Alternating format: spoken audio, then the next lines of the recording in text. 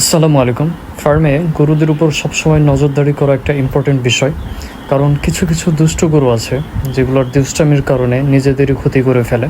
তো এই গরুটা দেখেন, শুধু এই গরুটা না, খামারের ম্যাক্সিমাম যে বাছুরগুলো এরা কি করে দেখুন। এদের এই গলার দড়িটা এরা পেঁচাইতে পেঁচাইতে এমন এক পর্যায়ে নিয়ে যায়, একদম গলার সাথে ওদের আটসাট হয়ে বসে যায়, আর যেটা বড় ধরনের একটা দুর্ঘটনার সম্মুখীন হতে পারে। তো এই জন্য এই বিষয়গুলো অবশ্যই খেয়াল রাখতে হবে। দেখেন কিভাবে শ্বাসনালীতে একদম হয়ে গেছে, এঁটে গেছে দেখেন।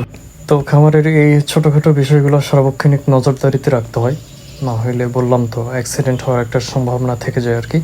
আর ছোট বাছুরগুলার প্রতি মাস অন্তর অন্তর এদের গলার যে বন্ধনী আছে এটার ফাঁসটা এটা একটু বড় করে দিতে হয়, লুজ করে দিতে হয়। কারণ এরা তো একটু একটু করে বাড়ে আর কি, তো গলার পরিধিটাও একটু বৃদ্ধি পায়, তো সেই বিষয়টাও দেখতে হবে। সুস্থ থাকুক সবার পশু পাখি। তো এই প্রত্যাশায় ছোট্ট ভিডিওটা শেষ করছি। সবাই ভালো থাকবেন আর আপনাদের গরুর ভালোভাবে যত্ন নেবেন।